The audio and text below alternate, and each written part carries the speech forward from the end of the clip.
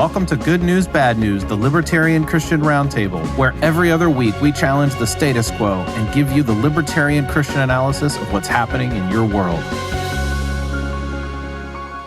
Welcome back to another episode of Good News, Bad News, the Libertarian Christian Roundtable. This is a project of the Libertarian Christian Institute. And if you don't mind right now, why don't you give us a thumbs up or a like or a subscribe and all of those nice things that you try to do when you're trying to be a professional YouTuber.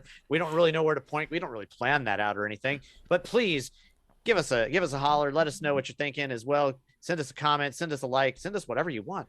Ask us a question. We're happy to be with you guys and talk about the news of the day from a Christian libertarian perspective. And please don't send us dead possums. Yeah, we prefer not having roadkill. That's a good one. We do like candy and we do like Bitcoin. So send us that. Okay, it's three things: like, subscribe, share, and subscribe. Comment, send us an email. Oh, comment. Yeah. And don't send us dead possums. And ring that bell. That's the other ring that bell. That's the other one that they say now. Well, guys, we have a lot of things we can talk about tonight. There's so many things going on in the world right now that are just kind of insane, but we're going to focus on only a few of them. And the first thing that I think is probably on everybody's mind right now, because it is apparently the thing that has caught international consciousness at this point, is Canadian truckers gone mad? Or something like that. Hey? So everybody knows at this point that Ottawa has been overrun by truckers that are epic violent. It's absolute anarchy out there. They're the worst. They're killing each other with sticks, and it's only now. They're also racist. Oh yes, they're all racist and white supremacist. I mean, right? And they hate the homeless and misogynist. That's right. Okay, yeah, and they don't know how to use porta potties or things like that. So at any rate, wait. Oh no, my notes say that none of those things are true. Oh, okay, shoot. okay, short on it. All right, it's just what the mainstream media apparently is telling us. Well, what's going on, guys? I mean, first off, I guess we could say that this appears to be just ongoing. This is now in its third week now. This is weird. something like 3 weeks old, and it's I think it's only 2 weeks, isn't it? No, it's entering third week. It's entering the third week. Yeah. Wow. So and it was like only yesterday. Seems like only yesterday when the first truck ran into Ottawa. Yep, and they've been jam-packed with all kinds of people and supporters from all walks of life up there. And there was even at one point on, I forget which media outlet this was, but they had no choice but to report that the protest was entirely peaceful. They said, it's like a party out there. They've got their little bouncy houses for the kids, and they've got free food out there, and they've got their like sound machines out there. They're playing music, they're dancing, they've got their flags, and it's pretty amazing, I have to say. They really didn't need to describe it though. All they really needed to say is they're Canadians. Right. I feel like all of the mainstream media descriptions of the trucker protests was really just reporters stopping at the border of Buffalo, New York, and just reporting on what they saw there. Which is pretty funny to begin with, right? Yeah. So yeah, one of the things that Trudeau started to do was take away the truckers' fuel. So they had fuel cans, out there to keep their trucks fueled while they sat out there.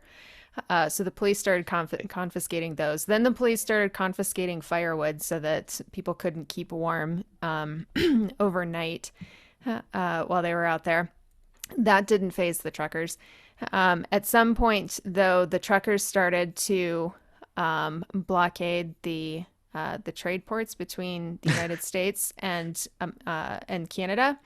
And the one that really, the one that I think was sort of the straw that broke the camel's back was the one, I think it's called Windsor Bridge, goes from Detroit to Canada.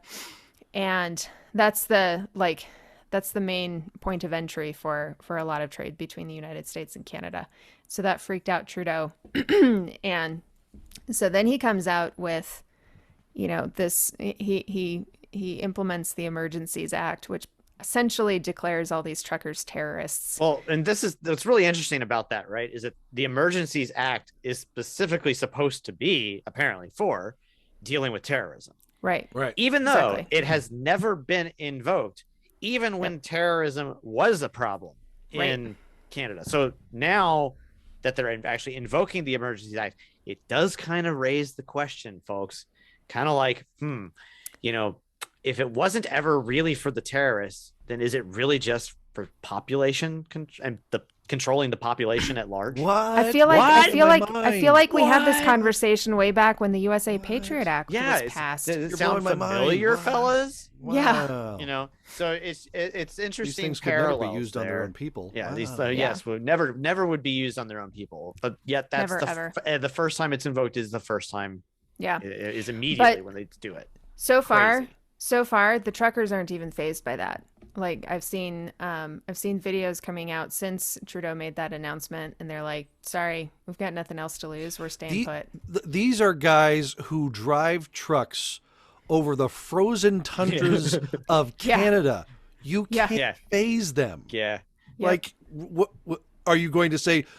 You're going to have to drive trucks in a colder climate now? I mean, that's not really a threat. But here's the thing, something that hasn't been reported very much that a pastor friend of mine actually posted on his wall, because he was actually in contact with some of the well, it's hard to say leaders of the protest, because this is frankly very self-sustaining, grassroots. Yeah. But calling a lot of the people who are right there at the Capitol in Ottawa, here's actually how violent these truckers have actually been. They broke out into violent song, and they started to break out into violent prayers. And singing "A Mighty Fortress is Our God." That's how violent they are. Talking about fortresses. Well, fortresses, and bulwarks that never fail. So yes, doggone. Martin Luther is rolling over in his grave. Yeah, so violent, so violent. It's really sad to see. But frankly, it's really heartwarming to hear that even in the times like this, there are a lot of people who are very much invoking their faith and singing hymns and praying for each other and calling on God to say, hey, you know, we're standing up against tyranny. And frankly, I think this is something that Christian libertarians all over the country could say that that's well worthy of praise. Well, and it's important to point out that the people who are protesting are not divided among the lines that the government has been trying to divide them on. So this isn't white versus black. This isn't masked versus no masked. This isn't vaccinated versus unvaccinated. They're all there. And really they have had some counter protests, but they've been pretty small, pretty minor, only hang around for, maybe a day. The fringe minority are the ones who are wanting to maintain the mandates. That's for sure. Yeah. And I think go ahead. Oh, so I think it's interesting. I can't say this with certainty, but I feel like it's kind of worthy of noting that I'm not sure this could happen like this anywhere but Canada. Right. Because Lord knows this would not have gone on this way in the United States. Yep. There's two. I mean, Canadians are just kind of nice people, like the regular people, like the people like you and me. You know, they're just nice people. I don't expect that to be a problem. Well, in their statement, one of the organizers read their statement. They were interviewed by Jordan Peterson, and he read their statement. And it's saying things like, "Look, this is Canada all coming together in the name of love and unity, and we don't care what background you're from, and we're not going to resort to violence because what we want is peace, and we want rights for all, for everybody. We want them recognized, and that's it." And free maple syrup for life. Suddenly Kermit the Frog is now Canadian. That was my Jordan Peterson. Who has been mistaken as Kermit the Frog. Yeah, that's sort of true. That is sort of true. Why can't I get free maple syrup for life? sounds like, about no. Right. Canadian maple syrup to boot. So it has escalated though in various ways since its inception, and in particular beyond even the Emergencies Act. Well, part of that, I guess, is that's come to that is that there's even a lot of sort of cascading economic issues that are coming about as a result, and in particular, it has to do with Canadian banks. So what exactly is happening here? We'll tell you. As of today, a bank or other financial service provider will be able to immediately freeze or suspend an account without a court order. Whoa. Well, okay then. So besides the fact that it looks it's rather supremely suspicious that everybody behind her needs a mask, but if she's at a microphone, she definitely doesn't. Right. No. That's right. You know, and isn't it funny? Of course, the people who are doing the sign language, they don't have it either. I was about to say, sign language yeah. people don't have masks on. It's kind of funny. They're not saying anything, so what do they need it for? Oh wait, whatever. Anyway, that doesn't. They should be wearing like dark out suits with just their hands moving. Yeah, we kid. You know what? But nonetheless, those words coming out of her mouth were rather touchy and rather insane. Yeah. It is so. You might imagine this is not going well for Canada. Right. And this has resulted in some pretty ridiculous things. Trudeau batting 1,000. Way to go, yeah. buddy. This is good governance at work, fellas. Yeah. That's how you respect your citizenry. Way to go, Justin. So but the response to that? Well, we've got that for you too. Aaron, you want to share that now? To our listeners, just think about this. The government says that they can freeze your assets without any type of warrant, mainly your bank account balance. What are you, individual citizen, going to do immediately as you know that there's a high likeliness they're going to freeze your account and you're not going to have access to your money? Hold on, I'll be right back. It is called bank runs. Look. Bank runs. Hey! There they Who are. could have ever thought that we could actually run on the banks when we're not happy with what the banks do?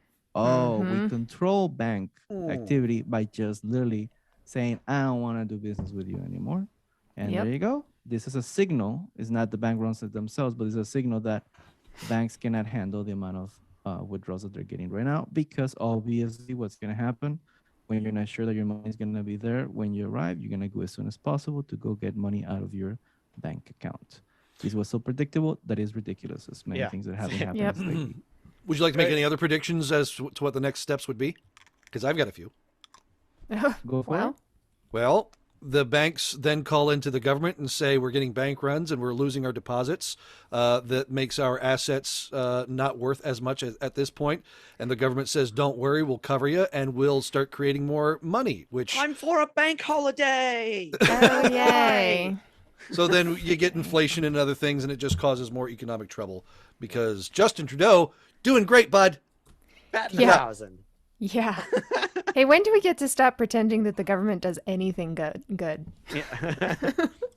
Wait, you're still pretending? I'm not. I'm talking about the rest of it. The rest of everybody. Everybody's still like. Yeah. They still serve a purpose, guys. The absolute madness of the situation has gotten completely out of hand. Now, I am nominally concerned in the near term, though, that like I said, I'm not sure this would have happened this way like anywhere else other than Canada. I'm not sure I'm looking forward to what happens if this begins to get copycatted into other places.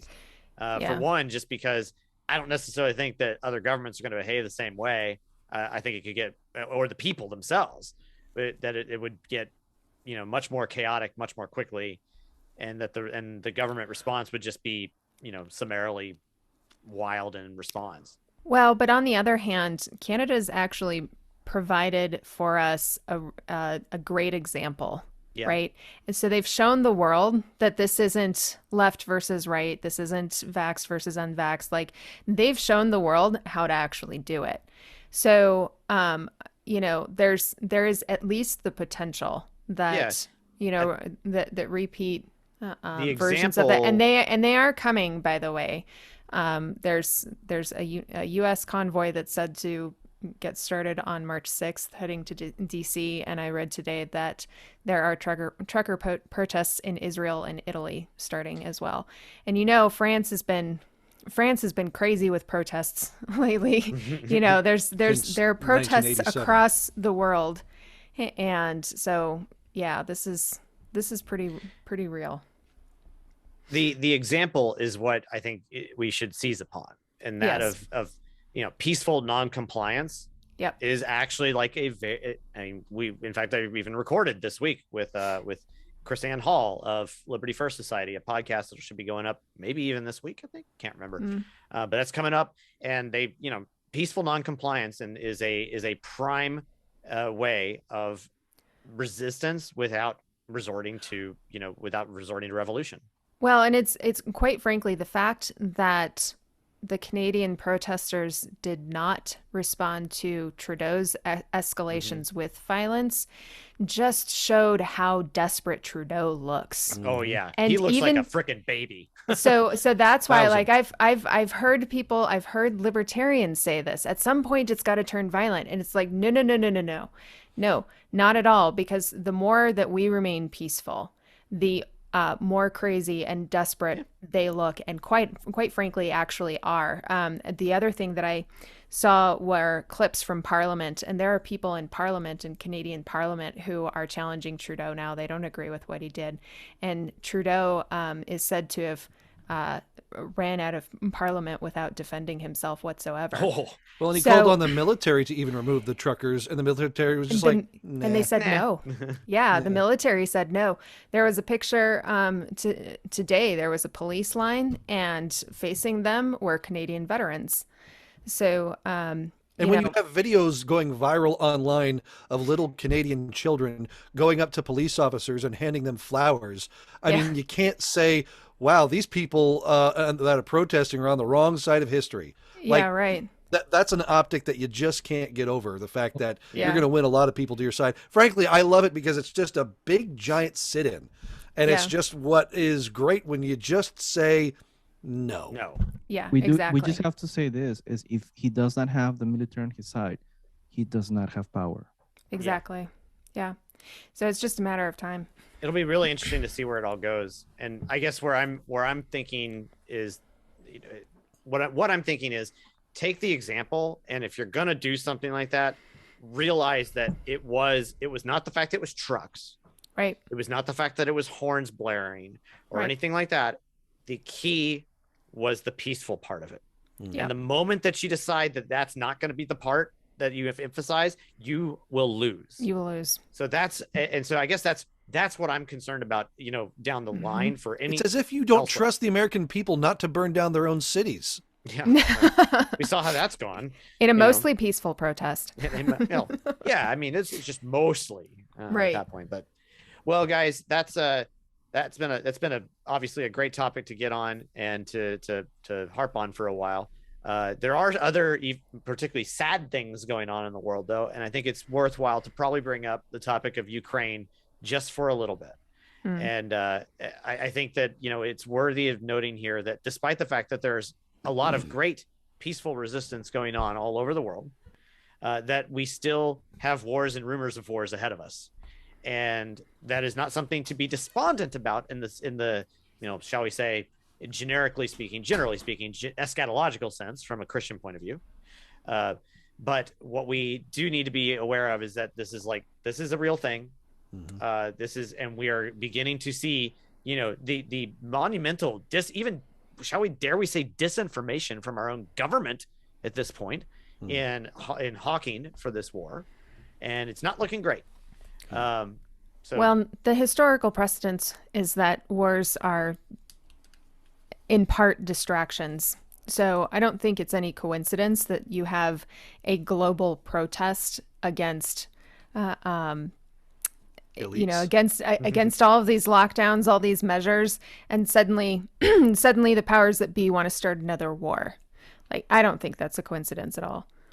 Yeah, certainly that the escalation of it all from the United States federal government is where I'm most alarmed at this point, because there's been plenty of information to suggest that this is not something that the Ukraine and Russia can't work out, that this is not even if it didn't, it still would not justify the United States getting involved. Right. And that's what's kind of wild and crazy about it all to me. What else do you guys think about it? Just say, I have specifically posted that Ukrainians should defend themselves, and United States federal government should stay away from it completely. Yeah. And both positions are perfectly consistent and righteous. Yep. For sure. Matt, do you have anything you want to add to that? I know that the differences between Russia and Ukraine to the people there may seem vast and great, and the fact that there are, almost irreconcilable differences. But frankly, I think you hit it on the head there, Norman. It just seems like this is kind of a back pocket card to be played whenever Vladimir Putin wants to stir some trouble, that he starts rolling tanks into Ukraine. Because, we saw this, in 2012. It went quiet through the Trump years, and then it's rolling back up again. It just seems sad and rather pathetic, and I really hope the people of Ukraine and Russia see through this kind of charade and just dismiss it for what it is. Yeah. Yep. It's interesting to note that even some people in media are beginning to take a to question the shall we say authorized version from the White House on it, considering that even in the last 2 days or so, there was a press conference where one of the media people were basically it basically went like this. The spokesman from the White House said, we are declassifying information that Russia is preparing for a false flag attack. Well, and then the media guy said, well, what information? I just told you. What do you mean? What do you mean? Is there evidence? No, I gave you it. I'm telling you that we're declassifying it right now. There's a false flag. It's happening. Wait. So the evidence is that you're telling me? Like, yes. I was like, it's wow. And they just kept going back and forth. Like, do you realize the logic it's going on here? Right? I asked for evidence, and you said what I provided you, and I told you that it's happening. That is the evidence. No. And so, and just in case, we wasn't clear about it. Of course, he said, well, in the future, if they end up not going through with this false flag attack, it doesn't mean ipso facto that there wasn't one that was planned. Really? Wow. Wow. I mean, do you hear the words coming out of your mouth? Right. That's my worst Chris Rock impression. Sorry, Chris. I apologize for that. But, nonetheless. For some reason, I was about to say rolling in his grave, but he's not dead. Well, who knows? I mean, he's a bit of a dissident dead himself. inside. Yeah. Oh my gosh. At any rate, this is definitely something to continue watching and to continue praying for. There's we have a lot of Christian brothers in Ukraine. I know churches that I've been involved in have sent missionaries to that area, and that doesn't make this. None of this makes me pleased by any means, and it's not looking great. But we'll see whether Putin's is just testing the waters, or if Biden decides he needs to go total hawk on this, and for various reasons. We're gonna see, because it's gonna get weird. All right. Yeah, the question is this tyrannical saber rattling, or is this for real? I don't know. I say tyrannical saber rattling. I think it's possible that really what Putin is doing is he's testing the waters, he's trying to see how is Biden going to respond to this stuff, and it's legit, because he's like, he doesn't know what they're going to do. It's going to get they're a new quantity on the block, if you will. So it's gonna get weird. It's interesting. It's as if Biden had some sort of business deal with Ukrainian oilmen or something. Well, how did that go? I mean, in closing, gas prices are at their highest point that they've been in the last 12 years. Okay, we're done. That's like Yay. But by the way, guys, I just look at this news right now. It's Ukraine. There's a Russian video shows that tanks are leaving the annexed Crimea, but NATO and the U.S. are disputing the claim. Oh, So, well. So We'll they're there, see. but not. Maybe in 2 weeks we're gonna have a completely different story to tell. These are magical tanks. All right, well, we're gonna wrap it up here, fellas. And as you all know, if you've been watching this for a while, we do this every 2 weeks, and we have this live on, not live, but we record Live for video us. on live for us. Yeah. very close to life. We record and post this to YouTube and on video, and you can also find us on your favorite podcasting app as Good News, Bad News. This has been a project of the Libertarian Christian Institute. We've got Carrie over here on my right. We've got Mr. Sepulveda and Matthew Bellis joining us tonight. So thank you guys for being here, and we will see you next time.